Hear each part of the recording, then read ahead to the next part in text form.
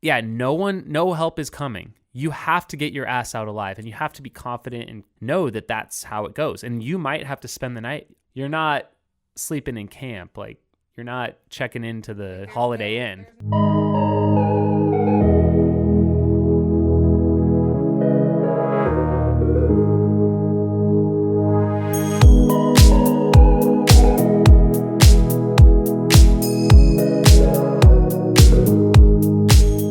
Welcome to episode 6 of the Trail Currents podcast. I'm Jamil Coury. I'm Jubilee Paige. Welcome to the show where we take a deep dive into topics making waves in the running world. Yeah. All right, on to number 6. We took a week off because I was out at the Barkley marathons. You were doing, something out there. I was out in the woods for a while. Just roaming around. Doing some stuff. Reading some books. And before we get to this week's topic, which actually coincidentally enough has to do with the Barkley, what more current thing is happening than that? Nothing. It's all about Barkley all the time. Currently, we're definitely in Barkley hype mode right now. The Barkley effect is in full effect. We want to thank this week's sponsor, Run Wenatchee. It's like Snatch for the Natch part. What? I asked them to send me how to pronounce it, and that's what they said. That's not said? their official tagline, but I'm just going with it. So Run Wenatchee began as a running club, but since morphed into so much more. They actually have a website, and that devotes to all things about their area. So they've got a portal for their athletes to access running and running-related information, events all around their county and throughout the Pacific Northwest. So they are located 1.5 hours east of Seattle, north central Washington, and I think it's like in the sunny side of Washington, so it's not rainy all the time. There's a sunny side of Washington? Yeah, they get over 300 days of sunshine, which is probably about what we get here. That's lovely. In Phoenix, Arizona. Huh. And they've got some absolutely spectacular looking terrain. I have yet to go up there, but maybe have gotten an invite to go with one of their events. So they have, I think, about 7 events that they have associated with their group, including the Red Devil Challenge 25K, 50K in the Cascades near Kashmir. They've got the Lake Chelan Marathon Half Marathon 10K, River Run at Harvest Festival downtown Wenatchee, and the Turkey on the Run Thanksgiving Day. They also have some track workouts. They have a pub run series. So it kind of sounds like Air Vipa maybe, but for up in that area. Yeah. Because we do group runs, we have events, we have all kinds of stuff. Supporting the community and the... So anyways, I'm super stoked to check out the area someday. Like, I would love to go up there and run. We've got some shots that we are overlaying on this YouTube video if you guys are tuning in there. Beautiful. But it looks like they have, a whole portal on their website of articles and events. They've got the Trail Running Film Festival coming by. So it looks like a really active area. You can check them out on Facebook. Check out their website, runwenatchee.com, and join up in the community up there. If you live up in the area or you're visiting the Pacific Northwest, nice. Give these guys a try. Check them out. Tons of local breweries. Beer, running, and some really good stuff. I'm ready to go. Yeah, definitely check it out. I got invited to do the Red Devil 50K, and that's June 2nd. So I'm going to have to check my calendar. That's coming up. And there's so much going on. So much. See if there's anything else I can say about this group and these guys. I don't know. It's just good stuff. So definitely check them out. It actually, some of the footage that I was looking at, it looks a lot like Flagstaff, just even more beautiful. The mountains are beautiful. Lakes and pine trees, snow covered. Yeah. They've got a ski area up there called Mission Ridge that has a bunch of runs and almost like an Arizona Snow Bowl. Lots of options, both winter and summer. So give these guys a check and a shout out. Thank you for supporting the show, guys. I dig it. And if you do want to support our show, please reach out. We do have some sponsorship opportunities available. We'd like to support others with similar vision in our sport and community and connect our audience with these great groups and brands. So reach out to us. Love it. Moving into this week's topic. This is a doozy of a one. I actually want to make sure that I say this one correctly. This week's show topic, can a woman finish the Barkley? That's the question. That is the name of this show. That is the those of you that clicked on it, you already know. That's what we're exploring. So we're going to explore that this week. We've got a little over an hour to do so for our time constraints today, but we're going to jump into it. So I guess we'll start out. Lazarus Lake, the organizer, race director of the race, he's been pretty publicly vocal about it. There's actually a YouTube video. Yeah. You watched it today? I watched it today. And can you summarize that for us? I've seen it before, though. I've seen his comments about women finishing the Barkley, and it sum it up. He basically says, no, they won't. For the pure fact that they haven't yet. And so he says, I have every right to say that they can't because they haven't proven him wrong. So there you go. So that's how we're going to lead this one off. That's pretty much how we're going to lead this off. And I mean, he, at the very end, he'd be really, really excited to see. I know that he would be pumped absolutely. To see a woman touch that gate 5 times with all the pages. Yeah. That would make him so happy. But I know he says it a bit to taunt people. Yeah. And maybe to motivate them. I mean, he also taunts the men as well. But I mean, everyone, he clearly really goes after the women pretty hard. He goes after the women and says that the Barkley is simply too tough for a woman to finish it. It's too tough. So as you guys know, there's been 15 male finishers, I guess, of the Barkley. Yeah. And between those 15, they have 18 finishes since 1995. And there's been a string of them recently. Since 2008, we've seen a finisher every year except 2015 and 2018. So before that, it was only 6 finishes. So it's been coming in hot lately. Yeah. But so I guess there's been more success lately by the men. There still are not a lot of women that have tried. And so we have to keep that in mind and in perspective. Yeah. I think it's possible. I would be curious to see the number of women who apply.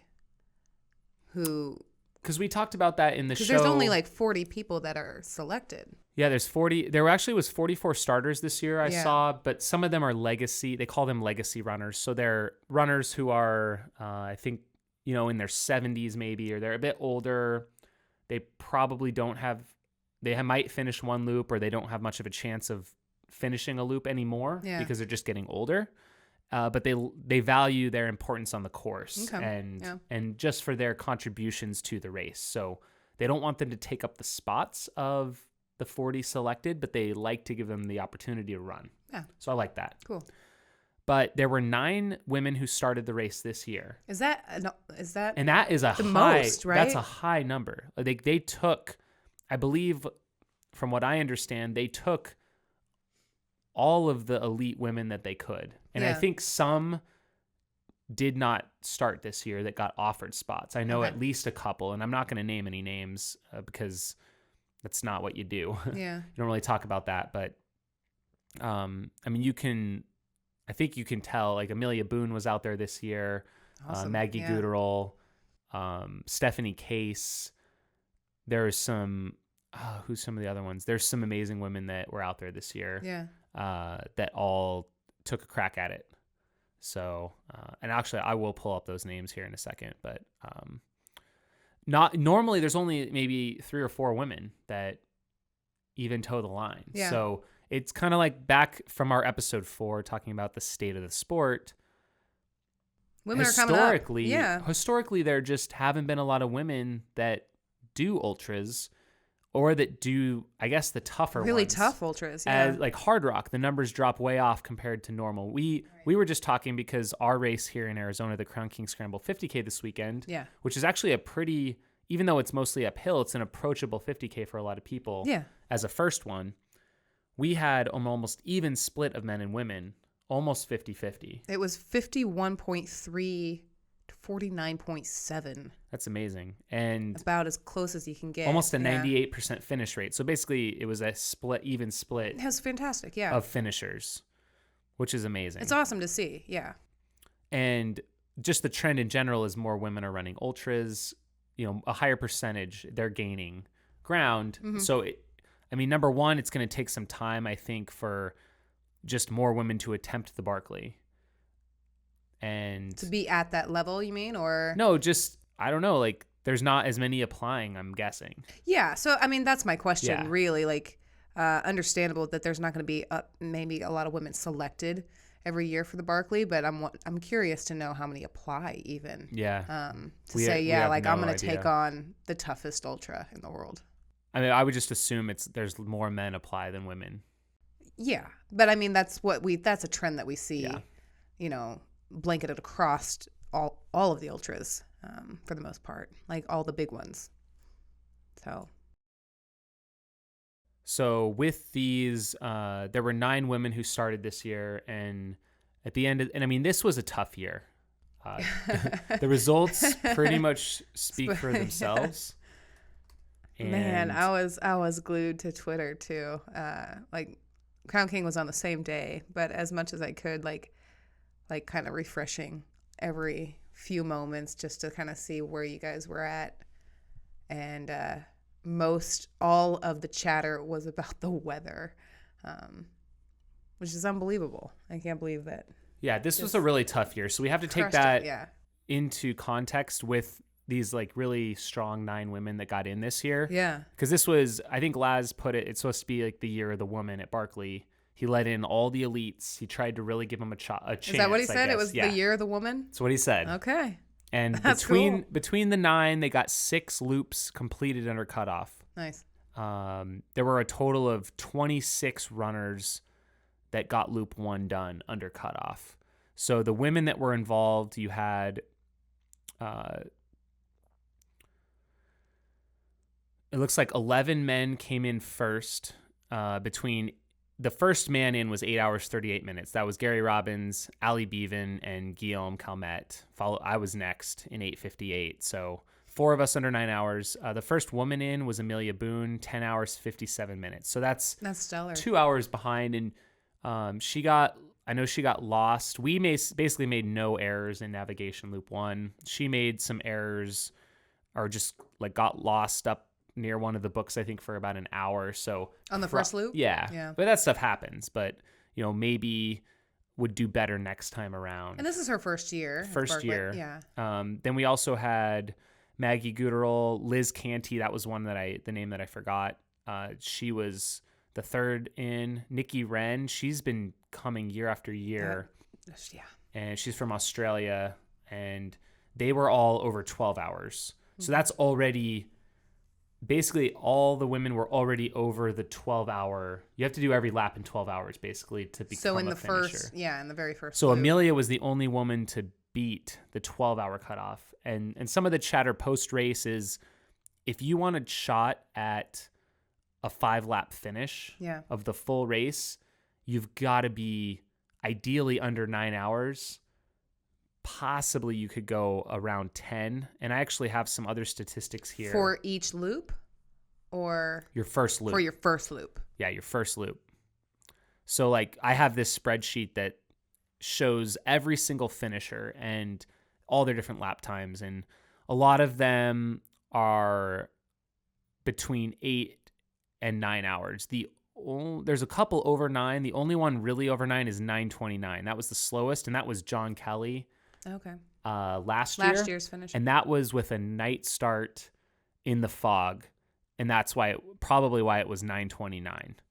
Other than that, all of them have been, as quick as 7 hours, 7 minutes, up to 9 hours and 7 minutes. So if you're not in the 9-hour range for loop 1, you pretty much are you don't have a shot at the 5 loops. That's just the reality. So I think women need to probably work on that loop 1 time, getting it down. Yeah. Like a 12-hour definitely is not going to get it done. Even an 11-hour. Do you see a lot of repeat, like, women, like, besides, like, Nikki Wren, do you see a lot of women coming back to the Barkley? Like, so Heather Anderson made several attempts. I believe she was there for 3 or 4 years. Yeah. a few years that I was there, and she didn't get a fun run. And she is, I mean, her resume is unbelievable. Yeah. Speed records on the Pacific Crest Trail, I think on the Appalachian Trail, even some outright ones. I think she has the Arizona Trail now. So I'm just thinking, like, especially for the Barkley, like the more you experience that trail, the more you're experienced at the race, year after year, you're going to gain some experience and knowledge. Like, it does you well to come back. I mean, you personally have experienced that. Like, every year, like, you're a little bit more versed in what can happen out there. I would assume that it would be similar for women going out there and trying to reduce their time if they're trying to get under a certain time for the first lap. Absolutely. So looking at, I guess, some of the other recent ones. So those are kind of some Loop 1 times of the women this year. Loop 1 last year, the top woman, Megan Farrell, looks like, was a 10:51. Okay. Granted, that was the slower year. So, I mean, the top men were 9:29 when normally they're 8 to 8:30 for the first guys coming in. Yeah. And then Heather Anderson was 11:09 last year. And she got just one lap done last year officially. And it looks like, no woman finished 2 last year. The year before that, 2016, looks like Jenny Lynn Eaton, 11:19 was her first lap. And then she got 2 done in 26:28. And looks like she might have, I don't know if she started Loop 3 or not that last year. So to put that in perspective, like, she was at 26:28. I mean, that's already over the 24-hour cutoff for like, if you wanted to do 5. And for the finishers, all of them were 20 hours and 30 minutes or below who finished 5 loops. So no one was over 21 hours. So that would be, 10 and a half hour average for your first 2 laps. So, and then that translates to Loop 3 just because it keeps compounding and it keeps getting harder. So you really got to get those first 2 lap times done, under 21 hours. And then Loop 3, even though you have up to 36 hours to leave, it looks like the highest time for any 5-loop finisher was 33:48, and that was Travis Wildeboer in 2014. He was able to get it done with that kind of a time, but he was, 58:41 at the end of the day. So it's hard if you're not going that quick at the beginning. Yeah. It just compounds on itself. So, but women that have done well, that have come back, I think a lot of people talk about Beverly Anderson Abs. She was posting up some really good times. She just she's finished Fun Run, right? She's done a couple fun runs, I believe. In so 2013. Like in 2014, she was with my group, and we were in after Loop 1. That was my first year ever going. Yeah. I mean, Jared Campbell was 8 hours flat that year. And then our group came in 9 hours, 10 minutes. So that's right in line. And then our second lap, she dropped out that year, but we came in 23:17. So we were already out of it pretty much for the 5 lap that year. But previously she did do better. Her previous loop the year before in 2013 was 8 hours, 24 minutes. Second loop was 22:08. Yeah. It's a little high, but it's getting closer. And then she did the fun run that year in 39 hours. Previously, she did even better in 2012. 7:44 first lap, cumulative 19:52, and then 34:29. So she actually could have continued on, and I don't know if she did. I mean, was it this one? So Laz was talking about a woman who's completed the fun run and went out on the 4th lap, but I actually almost think came back immediately. I think that was Sue Johnston. Okay. So we might have to go even deeper into the archives, and I'm going to try and find that real quick. I'm going back through some of these results. That might have been a really long time ago. But I am going to scroll back and see if I can find that information just for interest's sake. But Might have been like 2000. So far, there hasn't been a woman that's completed 4 laps. No, not Correct. that I am aware of. Yeah. And this year was some of the worst results since 2006. I was looking it up. In 2006, there were no fun run finishers. And this year there was just one. Yeah. Gary Robbins.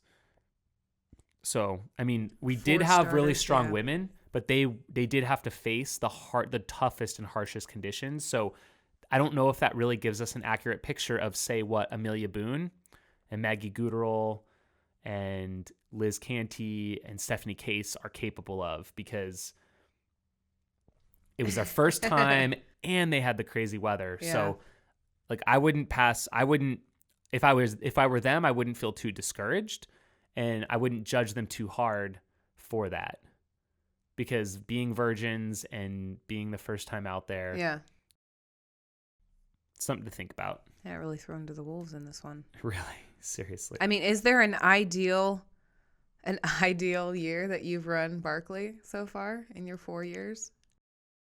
I mean, this was like weather-wise. This was, I think, this is just some of the worst we've seen. Yeah. In terms of the rain that came down in the night and the fog. Yeah. It hit everyone. I mean, it wasn't. I was pretty discouraged after this year, after I dropped. Yeah. Or was over cutoff. But then you look at the overall results and you think, well, none of us fared that well this year. We were all disappointed. We all did less than we thought we were capable of. So I can't find some of this other information right now currently. It looks like a lot of them are just giving the results of the last 10 years or something. Andrew Thompson. I thought it was like Sue Johnston maybe that was the one, but I can't find out what year that was. Anyways, I'm not entirely sure. But it seems like, basically a lot of what people are saying that we've heard is just, I mean, there's starting to become more data about the race and people's times. And, if you want a shot at the 5 loops, they do have some average times here. So the average first lap time is 8 hours, 42 minutes. Your average loop 2 cumulative time would be 19:49, so a 10:50 lap. And then the loop 3 average is 11:42. And I guess, I don't know, there's a lot of factors at the Barkley. Yeah. I mean, I don't know if it's possible to more even split the race. I mean, sometimes you do see that in ultra running where they'll actually do better if they more even split it. So let's say you go out at 10 hours or 11 hours, and then you just try and do 11 hours every time. But then you have a day loop or a night loop. You have weather sometimes. Right. Then you get sleepier. So a lot of times people do try and bank time, and that's maybe the strategy that's been working, but it's not to say there isn't another strategy that could work, but the numbers are against you at some point. So it looks like, for loop 3, the average would be 32:08, 32 hours. So, and then for loop 4, the average is actually 46. So it's really starting to creep up. The average lap time for a loop 4 is 13:30. So it really jumps up quite positively. And then loop 5 is actually, it's funny because the loop 5 is quicker on average than loop 4. I think because historically that's oftentimes been a night loop for loop 4, and loop 5 is in the day again. Yeah. So it's usually easier to navigate. That, and if you're less sleepy. Yeah. And it's your victory lap. It's your victory lap. Yeah. So it's like, let's get this done. Exactly. And the fastest loop 5 is 11 hours, 18 minutes. That's still pretty wild. The fastest loop 4 ever, 12 hours, 40 minutes.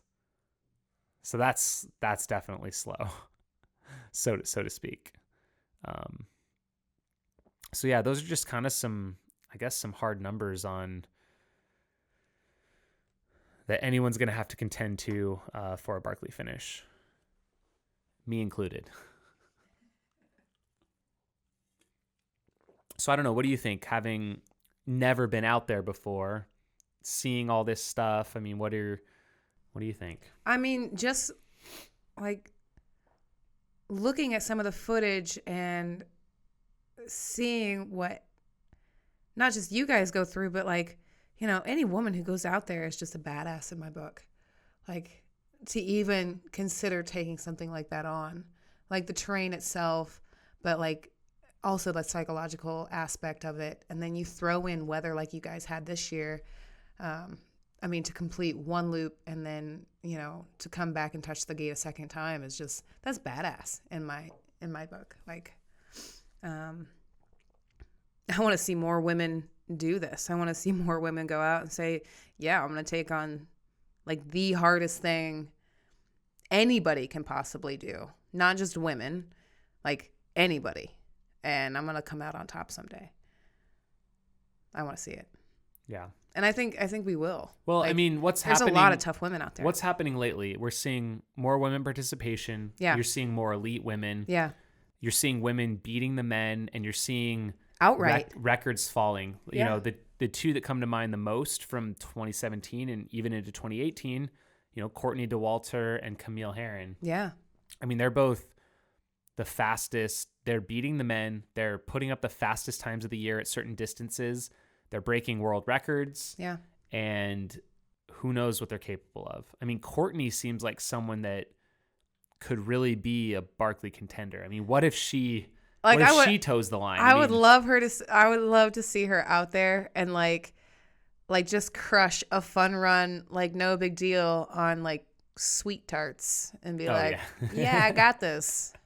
This is a good old time, lads. Like I guarantee you several of the women that came this year can get fun runs. Yeah.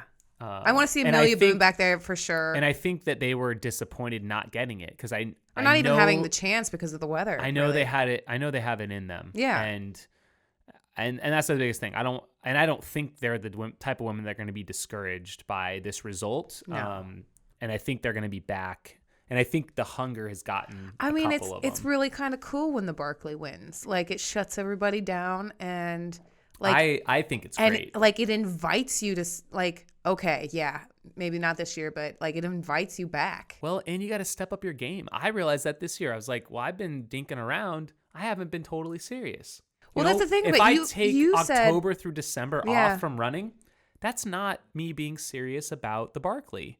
And if you're not putting in the work and you don't have the dedication, you shouldn't become a finisher because it should be all-consuming in terms of your focus and dedication, and mine wasn't there for 3 months. I'll be honest. But you, at the same time, said that you were the most physically and mentally prepared for this Barkley than you ever have been. And I still got my ass handed to me. So it just, I mean, that's like the great thing about it. It's humbling. Yeah, I'm humbled. Yeah, for sure. I thought I would be able to get on to Loop 5 this year. Yeah. Honestly. I mean, and it just spat me out. I mean, chewed me up, spat me out. My worst performance ever. What the? So. But you're still smiling, and you're like, I mean, yeah, that's the thing. You can't be that what disappointed with that performance. I gave it my all out there. Yeah. I did. I came back and I was hobbling and I couldn't even run at the end. Yeah. Because my feet were so pounded and my muscles were screaming at me on Loop 1. I was giving it my all. Like I gave it my all for that 8:58. Yeah. And then my second loop was like 21 hours. Like what? What? That should be a 2-loop time right there. 21 hours. But yeah, it I think it makes you hungrier. And every time you go out, you learn something. And granted, some of these guys are just amazing and they get it done in one go, you know? Yeah. I think Jared Campbell, first time. John Figueroa, first time. A couple of these other guys, some were like 3 times and they got it done. I'm it's going to be at least 5 times. Andrew Thompson, who's my biggest inspiration at the Barkley ever, and you have to read his report from one of the years where he got onto loop 5. Yeah. And he pissed it away at some point. He went crazy in his mind. He lost track of the fact that he was at the Barkley, and he's like swatting trees with sticks, and he's pouring water into his shoe out of jugs and just loses his mind out there. And he's like, every time I got hungry, I looked into my pack and there was food. And when it got colder, I had a jacket. And when it became night, I had a headlamp. I didn't know why I had all this stuff. And then he eventually like takes a road, walks back into camp, and like all of a sudden looks up and sees the yellow gate, but he's walking in from the wrong direction, and it all comes rushing back to him. And he's like, I just pissed away the Barkley. Huh. He was on loop 5, and people that saw him go out on loop 5 said he was totally in control. Yeah. And like mentally sharp and everything. And he just lost it all. But he eventually came back and finished. It took him a total of 9 tries, but he got it done, and he's a finisher. And yeah, he was the 8th finisher, and he finished in 2009. So I think it was 2008 Yikes. or 2007 when he had that episode out there, but it's pretty amazing. He finished in like 57 and a half hours.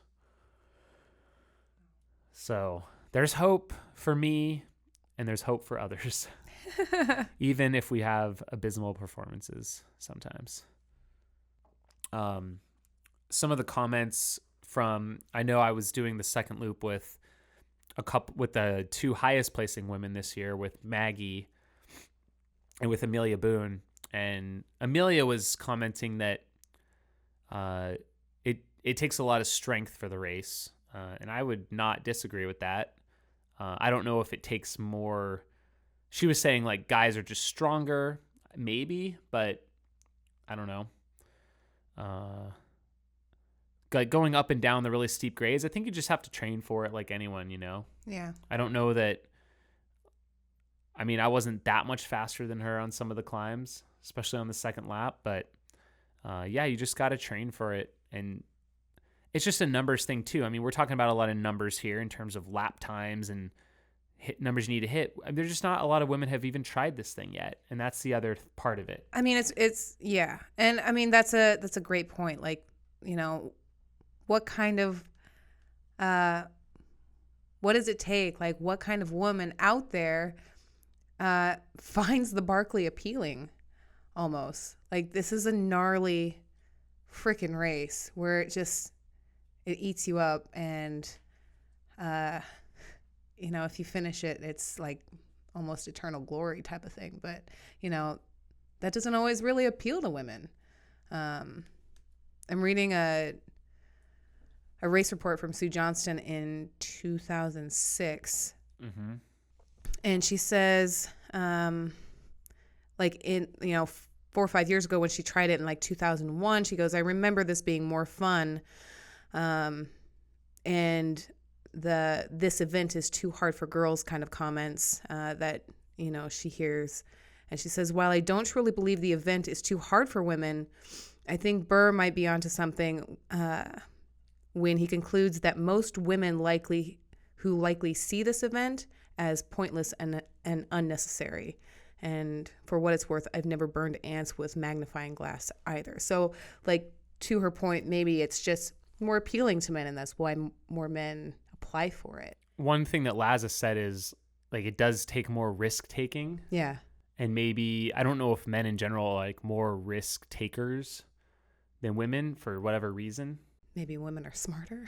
Maybe. But, and I know Amelia commented on that too, because we all hit the first off-trail descent this year. Yeah. And, you know, pretty much there was a huge pack of us together. Yeah. And we hit this downhill off-trail at like it's a massive drop. I don't know what it is, like 1,300 feet and a half mile. Yeah. Just going off this cliff face basically. And we're just out there like ripping down this thing, just shredding it, hopping over logs, just not giving a crap.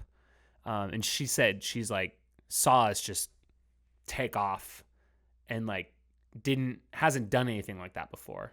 So I don't know if she's unwilling to, but just hasn't maybe experienced that, or I don't know. Just maybe it hasn't crossed her mind like that's how you go down a downhill. Yeah, I mean, and it was reckless. It was totally reckless. Right. But you kind of you have to do that. You have to be a bit reckless on the downhills. Yeah. On this race, you have to run hard. Yeah. And over crazy stuff. And I'm amazed every year that there aren't more injuries at this race. I mean, and like people aren't falling off cliffs, because there's some sketchy stuff that we're doing out there. There's a little clip from your video this year where Laz is like, in a little bit of seriousness, if you're lost, get back here. If you're hurt, get back here. Like in the 35 years that he's run that race, there's been 100% self-extraction. Like right. That to me as a race director is phenomenal. Yeah. Like you put That's expected though. If you're towing the line. Yeah. There's and literally on the bib this year, it said, "Help is not coming." He gave us this clicker when we checked in. Yeah. It was a little tube and it had a red button on the end, and it said, "In case of emergency, click button." And it doesn't do anything. It clicked. Yeah. It just clicked. That's all it did. That's all it does. And some people wore it out on course, which was really funny. But yeah, no help is coming. You have to get your ass out alive, and you have to be confident and know that that's how it goes. And you might have to spend the night. I spent the night out there this year. I mean, if you're out there 21 hours, you're spending the night in the woods. You're not sleeping in camp. Like, you're not checking into the Holiday Inn. There's no cozy aid station where they built you a fire and they've got your warming blankets. I was uncomfortable out there. I was soaked to the bone with rain, just in the fetal position under a rock for a while. Yeah. Because I needed to get out of the rain. Yeah. Otherwise, I was going to go hypothermic for sure. So you got to be comfortable with wilderness survival type things. I mean, it's stuff I learned in Boy Scouts growing up. Yeah. I've had uncomfortable experiences. But I mean, when we were talking about like suffering and putting yourself in a position where you know that you're going to hurt and you know that you're going to suffer and you know that it's going to be, potentially life-threatening. Like, I don't think like women aren't up for that. Like, there are women who have experienced ultras and like badass women over and over and again, like we see it at Hardrock, that go into those mountains and like just absolutely tear themselves down to finish that thing. And they do it multiple times, like year after year after year. So I know that it's within women to do it. But my question is like, who's going to want to? Yeah. Sue Johnston, 2001, you're talking, or 2001, right? And one. That was the year. So that was the year of Sue Johnston when she was right with the lead men after the first loop in 8:20. They did 8:12. Second loop, they did 19:40. She did 20:57. And then third loop, she finished the fun run in 33:44. So she was in third place at that point, behind Blake and David Horton. Blake Wood, David Horton. Yeah. And then she went out on a loop 4. So I think that 2001 was maybe the one and only time that a woman went out on loop 4. Yeah. And that was Sue Johnston. And she was pretty close to the men up until that point. Yeah. So, and then she completed the fun run in 2006, but she knew after coming in, like, she would never come again. She said 1 was a lot of fun, 2 would not be fun, and loop 3 would be out of the question. Like, and she won. She is a she's a Hardrock winner. Yeah. And it says she made 3.5 laps in 2001. So, I mean, but then again, I mean, now we're seeing women like Courtney DeWalter coming onto the scene, or Amelia Boone is still super new to the ultra scene. I mean, she's a multiple-time world's tough. Yeah. I think she has a great shot. Yeah. and she seems to want it, which I think is a huge piece of the puzzle, obviously. Absolutely. And yeah, I'm excited. I want to see Courtney take a crack at it. I want to see women like Amelia and Maggie come back out there. Yeah. And Liz and like, that's, that's kind of cool that, like, this was their first year and they got this little taste of the potential that Barkley is, like having Barkley throw all of that at them just within the first 2 loops. Like, that's the taste. You'd hope it can only get better conditions from there. Yeah, for sure. I mean, so then they go out and they prepare even more. I haven't seen them that bad. Yeah. I know Gary hasn't. I know even John Kelly said, and his family has a farm there. And I mean, he's probably seen worse conditions, period, but not during the race. Yeah. So you never know what's going to happen. But I mean, I think it's possible. I just think, it's possible. For sure. But yeah, I hope some of these other women that didn't get to toe the line this year for one reason or another. I mean, everyone has their reasons, but I hope they get a chance to come next year. I hope Laz doesn't just make it the 1 year of the women. I'd like to see. No, for sure. Like, I'd like to see more and more get in. I would love to see 10, 15 every year who are really strong get in. Let in the really strong ones, and hopefully. The ones going out this year are going to inspire some others to give it a try. I hope that Courtney's inspired. Yeah. I think that would be really cool. I don't know her strengths on like navigation or her desire. I mean, I don't know if she wants to do it. Yeah. But she seems to be very versatile. I think she's inspiring. She's inspiring a lot of women. And yeah. Yeah. I mean, I won't see it. We won't see a Camille Herron, I don't think, ever toe the line at Barkley. Maybe it's not really her. She's just a different kind of runner. Yeah, but Courtney, she seems to like this kind of stuff. I could see her. I can see her for the sheer experience of it, to go out and just see what's up. Like, to go and run around in those Tennessee hills and just be like, what's up? What you got? And yeah. I'd like to see Megan Hicks give it a try too. I'm just going to keep throwing that out there. Hey. She's a Nolan's finisher. Yeah. She's done other long trail. Marathon des Sables. Bob Graham round. I think she'd be great, but she doesn't see it. She doesn't see the appeal. And that's part of the problem. That's a huge thing. I think you have to want to do it. She just said, I don't want to run loops in the forest or something. I'm like, it's so much more than that. Yeah. This race is I love this race. It's so cool. But hey, if she doesn't have the desire, then it's definitely not going to happen. You have to become obsessed with this race in order to want to finish it. Right. There's just no other way. I mean, to put yourself through that amount of suffering, I mean, not only in training, but on the race weekend, you have to go way beyond yourself mentally and physically till you're just a shell. And I haven't even fully experienced what that's like. Do you think that, that it'll get to the point where women are signing up and women are like going after this race for the sheer fact that they just want to see someone finish it? Like, they just want to be able to say, yes, a woman can do it. And, maybe it doesn't appeal to me, but I'm going to prove that I can do it. I'm going to prove that, ladies show up. I mean, maybe that's one of Laz's strategies to try and get more to apply. Yeah. By it's like throwing out the gauntlet or the challenge and saying, hey, this is not possible. A woman will never finish this race. I mean, he says that. That will motivate some people. Yeah. Like, yes, I can. Yeah. Maybe it has no appeal to me, and maybe I don't want to run, anywhere in that area. But for whatever reason, like, just to spite, like, I'm going to do it. It's possible. I hope they also do it because they want to, because I think maybe the perfect combination, but it's possible. Everyone's got their reasons. I mean, in 10 years, if I'm not like totally burnt out with ultra running and I've got enough stuff under my belt, I'm coming down, going. Yeah, I'm curious. I don't know. I don't know what there's obviously other strong women out there that would be awesome to toe the line. I mean, pretty much like I mean, a lot of the men who have finished, they come from a ultra running / through hiking background. Yeah. Like speed records.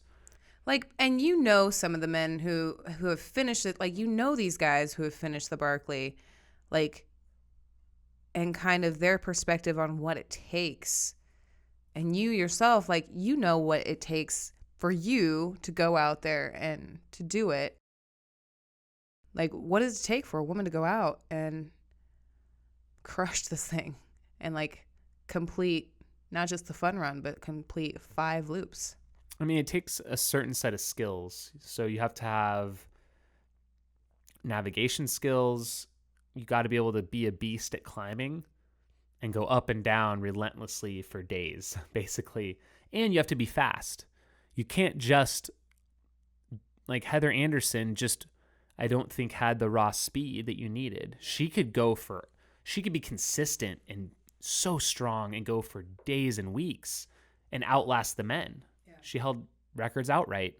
But this race it's a running race, and it requires a good amount of speed. And you can't just hike everything and expect to finish. You have to run the hills. You have to run down the hills. To run down, but also sometimes up. Yeah. You've got to run this thing. And that's part of it. You got to be able to run it too. I mean, not running up the steepest grades, but if it's an easy runnable uphill, sometimes, maybe not every lap, but sometimes you got to do it, especially early on. Yeah. You got to keep moving. You got to make good time. And those technical downhill descents, you can lose a lot of time if you go slow down them. If you can rip down an off-trail descent and stay strong and not wreck yourself. I was wrecking myself this year. My legs weren't built up enough, but if you can do that. Have you seen women on the Barkley like barreling down those hills? No. In your 4 years? I mean, I haven't seen a lot of women because I'm usually not by them. I mean, Bev obviously could rip some downhills. Yeah. Most definitely. But that's what it's going to take. So something to work on. Work on your off-trail descending, just your technical trail descending. Pretty much. You got to be able to rip those downs for sure and relentlessly hike those up. So, and I got to work on my sleep deprivation probably. Like not getting the sleep or? Just in general. Yeah. Staying awake for 60 hours straight. You lost your edge because you gave all the races to me. So I can try and get more sleep ahead of time. I know. Yeah, what else can we talk about on this one? We're at 50 minutes right now. So Nikki Wren, she's been coming back year after year. 12:19 was her first lap time. I just wanted to finish this out. Who else do we have? Stephanie Case was 12:55, and then Kaz Williams was 13:08, and that's barely under the Loop 1 cutoff. 13:20 is your Loop 1 cutoff. So, I don't know. This is obviously a tough year. How long do you think we will wait before we see a woman finish the Barkley? How long? Is it going to be within the next couple years or the next 5 years as the trend is increasing and more women are doing ultras? Yeah, I think maybe I think it's possible within 5 if he keeps letting in all the top women every year. Yeah. If there's like 10 solid women every year, at least, and if they keep coming out and keep getting inspired to give it a go, I think we could see it. Yeah. I think we could see a fun run or more next year. If some of these women come back, I think we could see a couple fun runs, and that would be a really good step in the right direction. A lot of times it takes this is a big long-term project. I mean, it is for me. I know some guys can get it done sooner, but like John Kelly, it was a 3-year. He came from not even doing an ultra.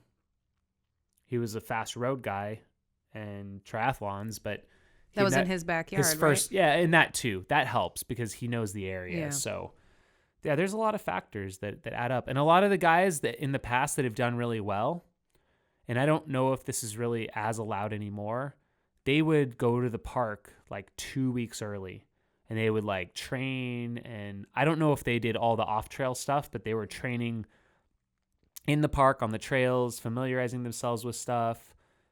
And that's not something I've done. And maybe that's something that I should do just to get more familiar with the area. So yeah, there's definitely some things that you could do. I wanted to say one other interesting piece of tidbit they were throwing around this year. Not that it means much because of the bad weather, but the top 5 times of the top 5 women this year was a combined total of 60 hours, 30 minutes. Which would be over the 60-hour cutoff for 5 of them each doing one lap on the first lap, which was the best possible conditions. So it's definitely, I mean, and people are trying to use that as like the reason that no one will finish, but it's very individual, I think, at the end of the day. Yeah. Like, you got to find the right person and the right conditions and all of it to line up. The Even right to get want. You got to have that desire and like you said, like you have to and be the speed and everything. It's got to all be there. And I don't think it matters if you're a man or a woman. It's just all got to be there. Yeah. So we just haven't. Everything has to yet. align at once. Yeah. We just haven't had a lot of women try it. We haven't had a lot of elite women try it. More and more seem to be interested, and I think you need to see more numbers. Like more have to attack it. It took men. It just took anyone, like a man or woman in general. No one could finish the thing for so long. Yeah. Then there was one, and then it was like 6 years later before the second. So it's just more need to try, and it's going to take some time. It's going to take some collective time and more people trying it, but I think it'll happen. We need Courtney DeWalter to try it. Come on, Courtney. Courtney, you've been called out. Yeah. But yeah, I mean, other places we could look for like potential women applicants, I guess, if we were to go out and recruit people. I mean, we'd look at probably, if you win Hardrock, if you win Hurt 100, you can run, or if you're setting records at Hurt 100, or FKTs, like FKT on the like John Muir on the John Muir Trail, or ones where you have to run more, like the Colorado Trail, like whoever the women are that are doing that stuff, like Darcy, probably like Darcy needs to give this a try.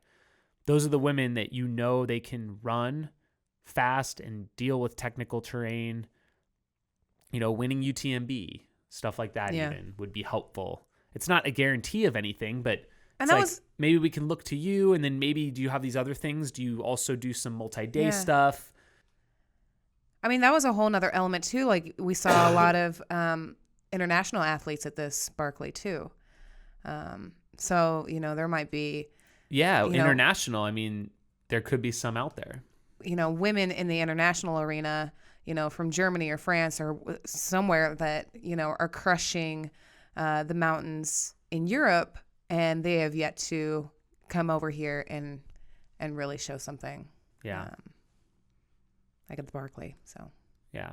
And I think it is a total commitment. I mean, you got to want it, and you've got to put the year's worth of time into this and the specialized training. You can't just train for anything and go after this thing. It's very specialized. It's a lot of vertical. It's very steep. Yeah. It's off trail and probably a multi-year effort and that's a lot. Like, you got to keep that going for many years, and,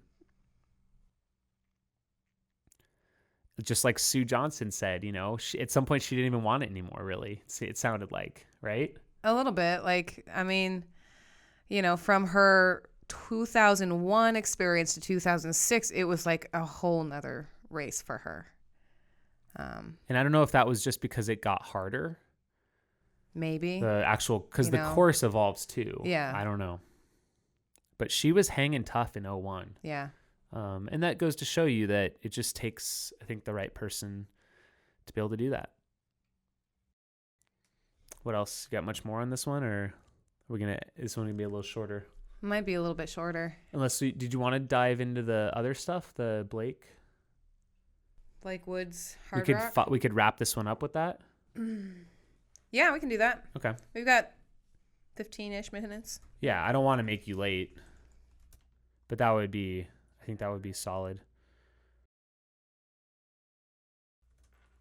Okay, so we are going to kind of close out the women Barkley topic right now. Yeah. But we'd love to hear what you guys think. Do you think it's possible for a woman to finish Barkley? And do you have nominations? Yeah, let us know who you think has the best shot. Do you think some of the women that showed up this year, Amelia, Maggie, are they going to come back? Liz Canty, are they going to get it? Do you think they're going to get a fun run next year? And who else do you think we should take a look at? It would be cool to see who are your favorite women that you think might have a shot at this. I think Courtney's got to be up there for a lot of people, so I'll have to ask her next time, I think. We want to jump back, though, and wrap this show up with an update on our Ultra Lotteries, episode 2, I believe. We talked about the lotteries at Western States and Hardrock and Leadville, and we actually did hear from a couple people at Hardrock. Yeah. Dale sent us a quick note, and then Blake sent us actually a great response. He did allow us to read his response on the show and kind of digest it a little bit, but he did want to say that we want to make this clear that this is just his opinion, not any sort of formal statement by the Hardrock Board of Directors. He did step down last year after serving on the board for 20 years. And quite a few of them, he was the board president. So just so you guys know that. He is currently a board member emeritus, meaning he's free to attend board meetings, suggest policies, and participate in board discussion, but he doesn't have a vote. So he's a little bit removed, I think, in order to say this, but it is only his opinion. If you did hear our talk about that, we were talking about a couple of our maybe some frustrations with the Hardrock lottery or things we thought were unfair. Just with ultra lotteries. It's just hard. It's hard because there's so much demand and limited supply, and the spots have to be divvied up in some way. So, and I also like to say real quick that we both absolutely love the Hardrock. Oh yeah. And it is my favorite race besides Barkley. It's my dream race. Yeah. And we support it every year. We're always up there. We donate a lot of our equipment to them. We've got some film projects we're working on with them. So we are definitely Hard Rockers to the core. And Blake Wood, also finisher of Barkley. Yeah. Coincidentally enough. Second finisher of Barkley? I think it was more like fourth or fifth. He was like one of the first ones. He was up there. So just an absolute legend. Yeah. Over 20 Hard Rock finishers. So, so here's some of his comments. So as we noted, they basically have a problem of oversubscription in the lottery for this last summer's run. They had over 15 qualified applicants for every starting slot. This isn't a problem that would be solved by tightening qualifying standards or limiting the number of times someone can run. I would guess that at least half the applicants have completed more than one qualifier. Ironically, a common complaint we get is that we need more qualifiers, since it's hard to get into those that they do have. Putting a time limit on the qualifiers could limit the numbers, but it would knock out many of the runners in the bottom half of the finishing field, which would go against their philosophy that Hard Rock is a non-elite run that honors the tough Hard Rock miners rather than the fast runner. What if we did these things and cut the list of applicants in half? We would still have over 7 applicants for every starting slot. We'll be right back to where we are in a few years. The applicant field is doubling every 3rd or 4th year. Limiting the number of times a runner can do Hard Rock would free less than a quarter of the slots. If we put a limit at 5 and in effect did away with the veteran field, it would not significantly improve the chances of a new runner getting in.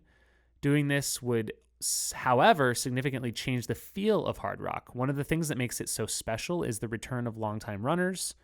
Increasing the number of starting slots would likewise change the nature of Hard Rock significantly without improving anyone's chances much for any reasonable increase in the numbers. Say if they got their permit up to 225, unless they're willing to become a UTMB and start 1,000 runners.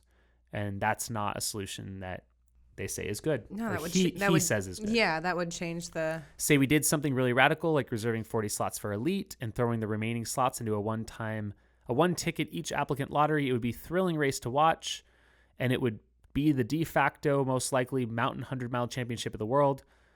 We would also almost entirely turn over the field every year.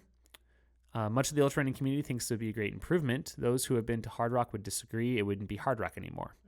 I suppose it is a backhand compliment that Hardrock has become so popular that many ultra runners feel it is sort of ultra running commons to which everyone has a right of equal access. That may sound silly, but I've been told in all seriousness that certain runners have a right to expect to be let in, and that Hardrock has an obligation to make certain race qualifiers so that those races will be successful. I think the only potential answer is to create more Hardrocks. This isn't an easy solution. As you know, it takes an enormous amount of effort year-round to put on a quality ultra. Not just any one year, it took us decades to get to where we are now. As late as 2001, the 10th anniversary, every applicant got into Hardrock. In my honest opinion, there is no solution that will make Hardrock significantly more accessible to everyone who wants to run it. The only solution is to make more races like Hardrock, but it is an unfortunate fact that although there are thousands of runners worldwide who want to run a race like Hardrock, there are not thousands of runners who are willing or able to dedicate their evenings and weekends to make it happen. There are only so many people you can tap to be volunteers for a 100-miler held in the Rockies, so it is very unlikely that there will ever be 10 more Hardrocks so everyone can be accommodated. They also said that we discussed Hardrock qualifiers. We choose qualifiers not simply based upon how hard they are. We also look at things like number of miles at high elevation, whether they have long sustained climbs and their total climb, whether they have high mountain weather, and we try to get some geographic diversity so that nearly everyone in the world can reasonably get one. We don't require all of these, and a race satisfying any of these is not automatically accepted. We also look at whether a race is well run and sustainable. That is why we require a race to have been held twice before we'll consider it. Every year in our August-September board meeting, we consider races that have been brought to our attention and review those that are already in. Our main goal in choosing qualifiers is to ensure that everyone can run Hardrock safely and with a reasonable expectation of success. We try to be as objective as we can, but in the end, it is somewhat subjective decision that is decided by a majority vote of the board. So I just want to thank Blake first off for taking the time to write all of that. And I think it really sheds some additional light on it. I think everything he said is very fair. And I mean, the work that goes in behind the scenes of that race is unbelievable. And they put a lot of time and care into it. I mean, they've been invested in this race for 25 going on 30 years right now. So it's truly incredible what they've built, and the success of it is its Achilles heel right now. Like, everyone wants to run it. They only have these slots because it's so good, and everyone wants to run it because it's so good, but it's a balance. And like he said, if you did take away a lot of those things and just let everyone run it who wants to, it would lose what it is. Yeah, there's a certain appeal, and if you change a lot of that appeal, that family, that familial feel goes away. Yeah, so I don't know if we have a lot more commentary on that, but I just really want to thank him for responding and kind of filling in some of the gaps and some of the information that we didn't have. I mean, we weren't able to interview him or anyone else. It was just our opinions, and this is, I mean, it's really just a conversation that we have, and certainly if you have opinions and if you want to respond, we want to invite you to. Well, and that goes for all of our topics, and just this show in general. I mean, this is a conversation between us, and we don't know everything, and we are not right all the time, or it's just our opinions, and this is Blake's opinions, and we definitely value it. We're just sharing the conversation with you, and if you would like to, jump in on the conversation and share your opinion, we certainly invite you to do so. And we're willing to bring it up too and read it on the show for sure. And I don't know if this will turn into a guest show or we have someone on or not, but it's possible that I mean, if we did have a way, and we don't currently have a way to take guests, but if we had a way to take a guest on the show and like have Blake on, it would probably be a really fun show to talk about it in person about that or over the phone or something. And we might do that sometime in the future. But I like his solution is create more Hardrocks. But there it is. Obviously, I mean, that's a lot of work. That would be hard to do. Years and years and years of building things up. Yeah. As we Hardrock know, is special for a reason. I mean, the Javelin 100 didn't become this giant race and this big production overnight. And none of the events that we organize are like that. They're all they take time, years in the making. Even our Black Canyon, which got quite big this year. I mean, I planted the seeds for that race in like 2010, 8-9 years, and just now it's getting bigger. So, and kind of fleshing out, which is really, it's great to see. So, we're definitely going to continue supporting Hardrock, and I'm not running it this year. You're not running it this year. I'm not running it this year. I do hope you get in someday. Me too. It's nothing quite like it. And there are other runs in the San Juans now. There seems to be more and more every year. We don't have any at the 100-mile distance, but you never know. Maybe someday. You can always do soft rock. Yes, you can. That's what I'm doing. All right. I think we're going to wrap this show up this week. Cool. Because we got places to be. Yeah. So we just want to thank again our friends over with the Wenatchee, Run Wenatchee. Go check them out. If you live in the Pacific Northwest, you're going to want to check out some of their events up there, their running club, and give them a high five for us. Tell them that Trail Currents podcast sent you over there. And we're going to try and get up there too. Cool. We're going to wrap it up. Thank you guys again for tuning in. Just a reminder, you can get this show, this podcast, Steep Life Media, on Apple Podcast Products, Google Play Music, Stitcher, Spotify, and of course on YouTube as a full video. Talk to you guys in the next episode. See you later.